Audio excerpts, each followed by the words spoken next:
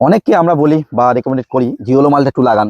অনেকেই জানে না কেমন ইয়েলো মালটা টু, কিন্তু এই যে সাইজটা দেখছেন এর থেকে বড় হয়। দেখুন এটা কিন্তু অ্যাকচুয়ালি একটা বিক্রির গাছ। দেখুন প্যাকেটের ব্যাগে লাগানো আছে। আর বুঝতেই পাচ্ছেন আমি আছি তারামা নার্সারিতে। এরকম ফল ধরা গাছ অ্যাভেলেবেল তারামা নার্সারিতে পাওয়া যায়। বড় বড় গাছ আপনারা যেমন টাইপে চাবেন তারামা নার্সারিতে কিন্তু পেয়ে যাবেন। এই যে ইয়েলো মালটা টু আমি সবাইকে লাগাতেই বলবো, তার কারণ আমি কয়েকবার খেয়েছি। অনেক সুন্দর মিষ্টি হয়, বলা যায় মিশরীয় মালটার মতন বা গোল্ডেন মৌসুমীর মতন মিষ্টি হয়।